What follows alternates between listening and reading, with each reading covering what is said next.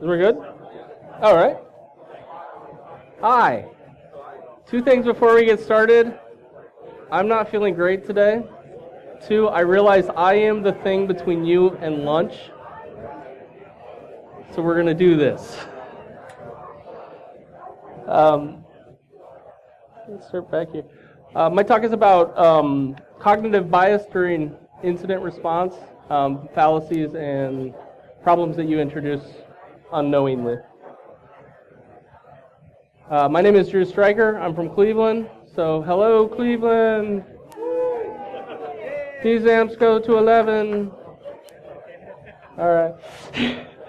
I'm a security analyst for Sherwin-Williams. My main job description is I find bad things in logs. I am an advocate for open source, and I don't use the term Linux hippie. I use the term open source punk rocker because it's more middle finger. I collect vinyl records and other antiquated technology. So let's talk about what cognitive bias is. This is the Wikipedia definition. It's got lots of really nice fancy words in there, and I think it's a really good definition. But what cognitive bias really is are fallacies and things that you introduce without knowing them. You know, most people go into a situation and they make a judgment on something, but what they're not accounting for is the influences and streams of data and things that go into that judgment. And if you don't understand that and you don't recognize that some of that can be biased, it clouds your judgment and your thinking. This is especially problematic when you're dealing with an incident response where stakes are high and it's stressful and there's a lot going on. So Wikipedia has, and I think there's people who study this, they have a list of like, I want to say it's like 30 to 40 actual defined cognitive biased things, and there are things like confirmation bias and influential bias. So these are actually like defined and laid out. So I've decided to make my own because why wouldn't you do that? So the first one that I came up with is what I call prepper bias, and I like these shows where like the guys build. They like dig out a hole in their garage and they've got like 6 months of food and ammunition and they're going to survive the army apocalypse. And like the zombies will come and they'll be okay. And what I think is interesting about this is it creates a self-repeating cycle that at some point, if you don't, like you have all this because you want to be prepared, and if nothing happens, you look pretty silly. So you kind of are looking for something to happen. You kind of secretly want that. And so, in our example, we've got 6 months of food, 50 gallons of water, 20,000 rounds of ammo, and a gold bar buried in my backyard. This is going to look pretty silly if nothing happens, right? So when we look at that in a security context, we do the same thing on a lot of our security programs. We have a staff, we've got 50 tools, we've got all this thing, and if nothing happens, we're going to look pretty silly. How are we going to explain to the C-level, like, yeah, you just spent $1 million in budget last year and nothing happened? And there, it's always the question of return on investment, and you're trying to prove a falsehood. You're trying to prove that nothing happened, which is really hard to do. And you're also showing value if nothing happens, which is very problematic. So how this kind of plays into incident response is if you go looking for bad things, you are going to find them. And if you look at logs all day, you are kind of going to be a little happy when you find things. And that's a little strange reaction because you're looking at something that's very bad, something that's very impactful to the company and your job. But there is a certain amount of joy because you've literally been looking at logs for days and something comes up and you're like, yay, my job has meaning. It's not pointless. I'm not just pushing that rock up the hill. But that doesn't necessarily mean that the sky is falling, and that doesn't mean that every single thing that you see is bad. I think the main thing about incident response is that you want to remain critical, and you want to look at the data in front of you, and you want to remain calm. What I'm going to do in this talk is kind of lay out 3 bias that I see, what they are, and then later in the talk we're going to go back and say, how can we fix these? So the second one is called Gestalt. I have a degree in art history, which is completely useless. But I know words like gestalt, and gestalt is an idea that if you put 4 squares next to each other and you put them in close enough proximity that your eye will be tricked into believing that they are one square. And this is a very interesting thing that happens within incident response. I know that I have caught myself doing this, and I've caught others doing it. So a little story, because everyone likes stories. I've worked with, at Sherwin-Williams, we have something called the Professional Apprentice Association. And what these are is they're college kids that come in, and we teach them everything we can.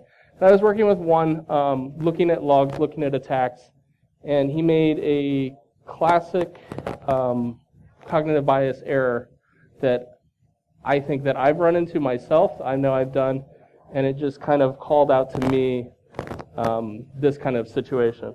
And it looks something like this. You get this is an Apache log, you get a request for WP login.php, it returns a 200. Anyone know what that is? Right, there we go, a WordPress login page. So you could get administrative credentials, do a bunch of bad things.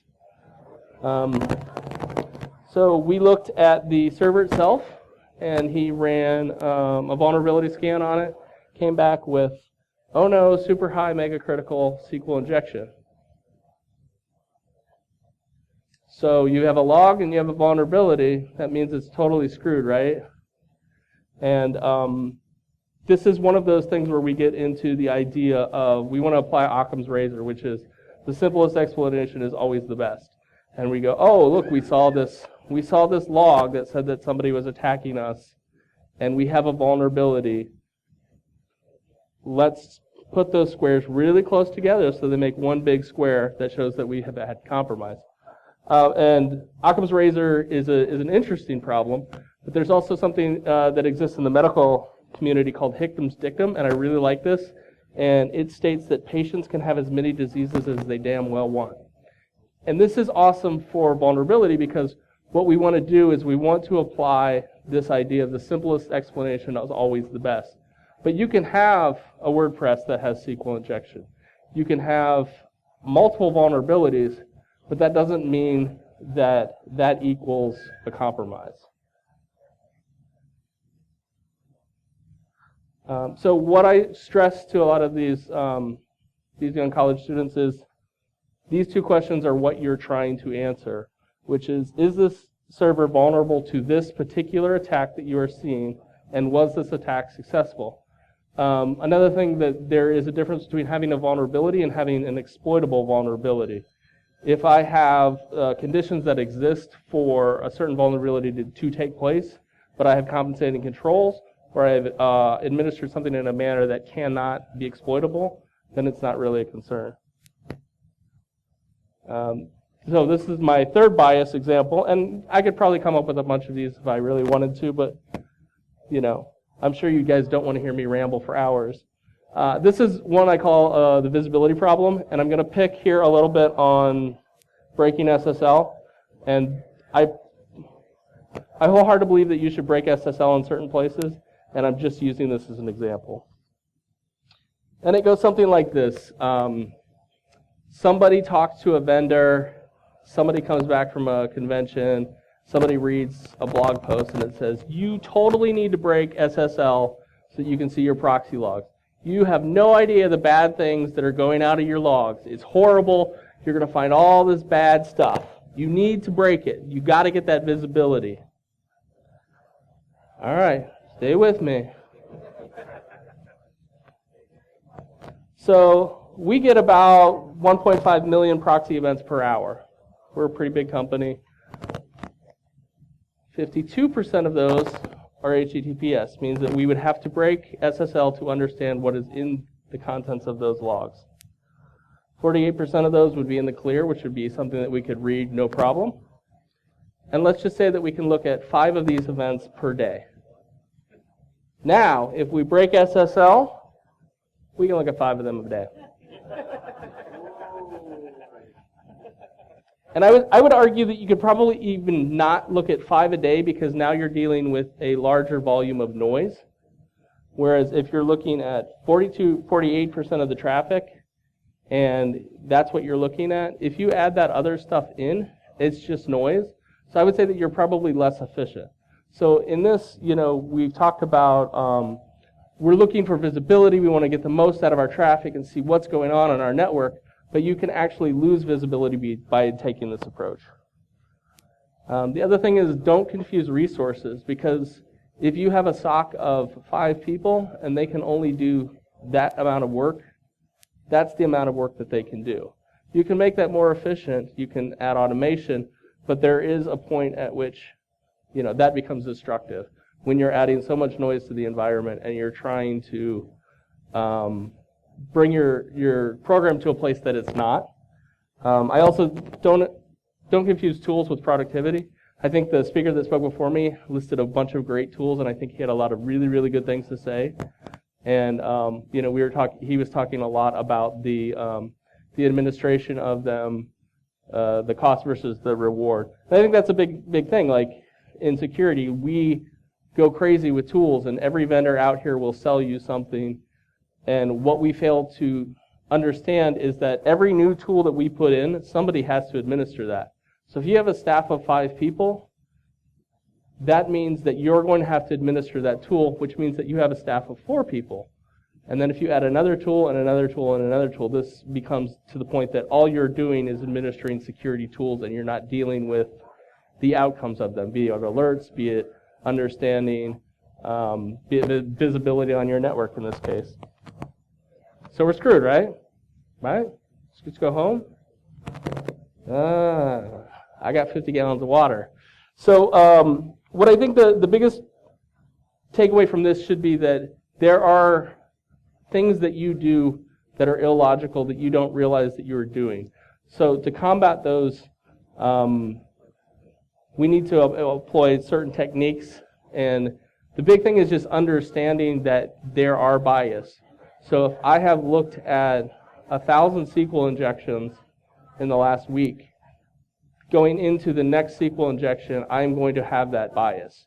If 1,000 of those were unsuccessful, I'm going to assume that the next one is unsuccessful as well. And that can cloud my judgment. I think understanding that bias and acknowledging it is probably the first and probably the biggest, most important thing to do.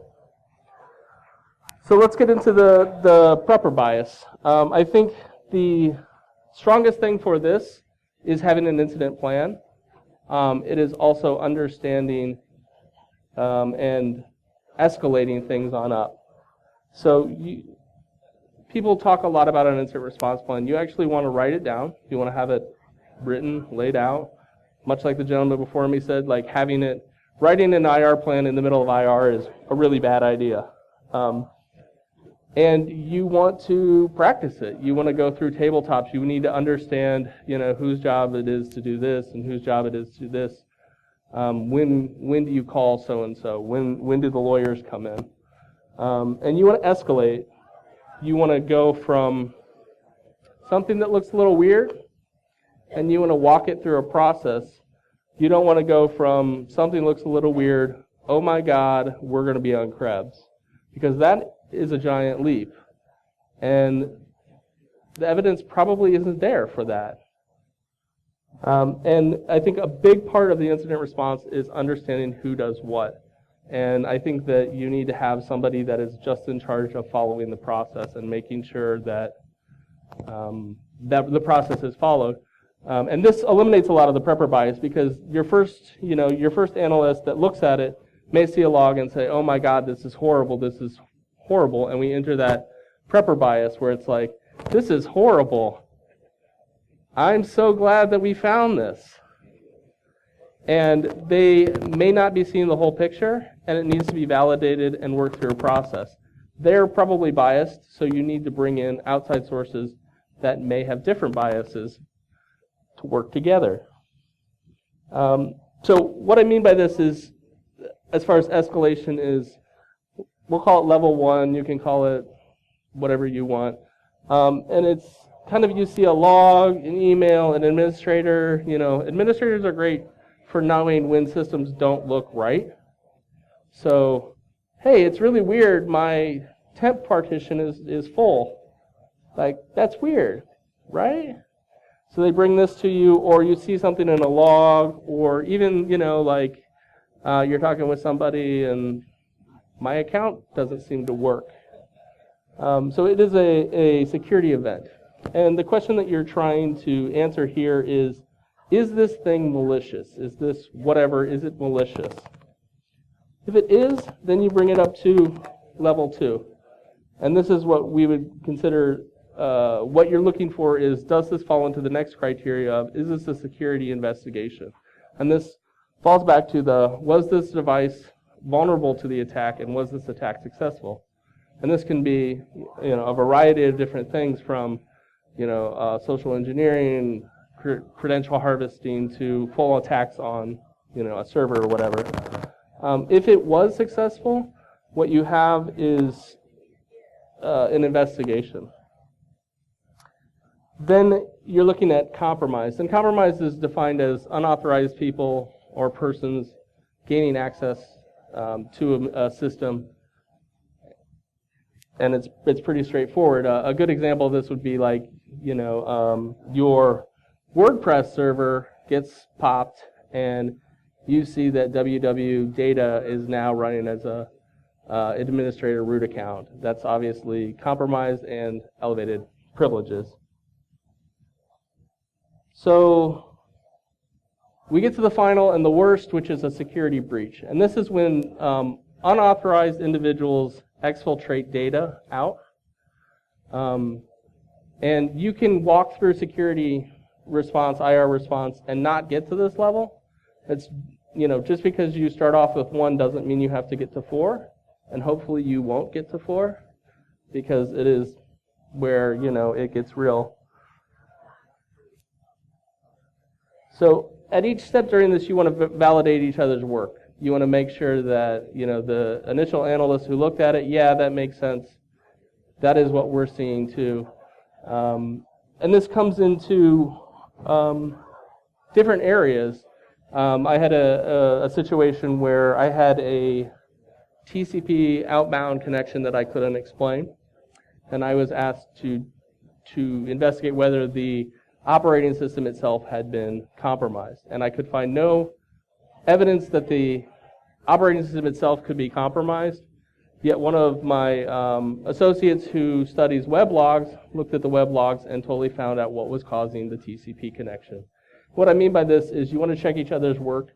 You don't want to work in silos. Everyone has little things that they're good at, and this is another form of bias that you want to, it's a good thing in many regards, because somebody may be good at weblogs and somebody may be good at system logs. That's definitely something you want to use to your advantage, and let the subject matter be the experts. When you have somebody that is really good at weblogs, don't try and reinvent the wheel, just let them do it. And then validate their findings.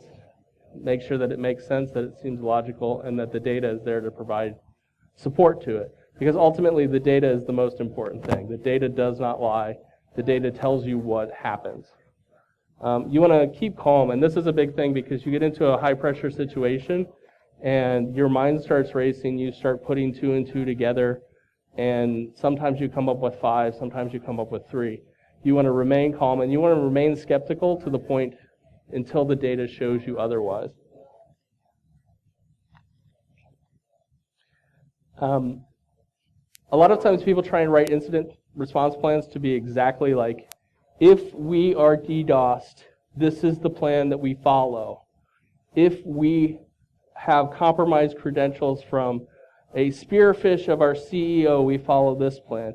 And unfortunately, that doesn't work in many situations, because can you guys think of every single way that you're going to be attacked? And if you can, then you can write an incident response plan. But I know I can't. So what I'm looking for is a broad set of guidelines that I can adapt quickly to the situation that I need. So we get back to the logs. Like I said, the logs don't lie. The logs are the record of the event, and this is how we combat the Gestalt problem. We are looking at a record of something that happened on a system.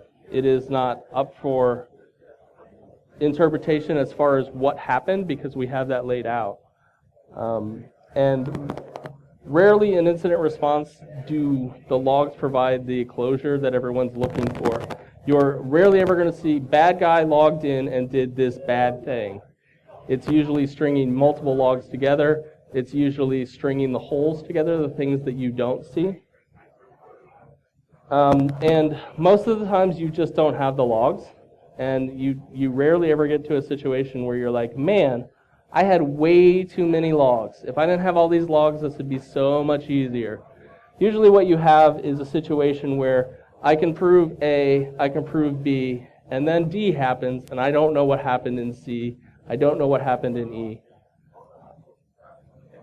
And then we get into the visibility problem. So when do we decrypt SSL to get that good visibility on our network? And I think it starts off with what do you have available? And be honest, like if you have 5 guys in your security department, you guys can do the work of 5 guys. If you have 10 people in your security department, that's the amount of work that you can do. And if you're only able to do a very, very little, do it, but recognize that that's all you can do, and make sure that it's the best thing that you can do. And we throw around this term risk-based assessment, risk-based management, and I think this is a great place where that comes into play. If all you can look at is 5 events, make sure they are the most 5 important events within your environment. So how do you find that? Because if you go to your management, if you go to your CEO and you say, hey, we can look at 5 events today, what do you think the most important events that we should look at are? You're going to get deer in the headlights. And they're going to be like, security, bad things, go, synergies, PowerPoint, give me a pie chart, I don't know. So a lot of it is, what is the worst thing for your company? Is it, a full-scale breach? Is it, a loss of PII? Is it the fact that your industrial formulations are now in China being sold for $2 less than you made it? Do you not want to see your CEO making the perp walk? Like whatever that thing is, find out what that is. And people may not know. You may not be able to tell. You may not be able to go to your management and your CEO level and say, "Are you guys concerned about whale fishing?" They're not going to know what you're talking about. But if you say to them, "Would it be really bad if your credentials were used to transfer $1 million wire fund to the Ukraine?" They're probably going to understand that. And if that is a concern for them, then you can look for that kind of thing. And your worst case scenario, whatever that is probably the highest risk. There are fancy formulas and charts for calculating risk, but if you actually sit down and talk to the people who have to evaluate that thing, they're going to tell you what keeps them up at night. And that's probably the highest risk. And it also may or may not be the coolest in terms of security. I mean, I think everyone wants to work on, the latest, greatest new malware and reverse engineering and all of that, but something as simple as a bug that has been around for 10 years may be the thing that you're looking for. So figure out what that is, and then go stop it. It's pretty easy, right? That's really all I have. So long, and thanks for the tofu. Does anyone have any questions? Rude remarks? Awesome. Can we give a thanks to all the people that put this together? Because these guys are awesome, and they're giving up their Saturday to do this.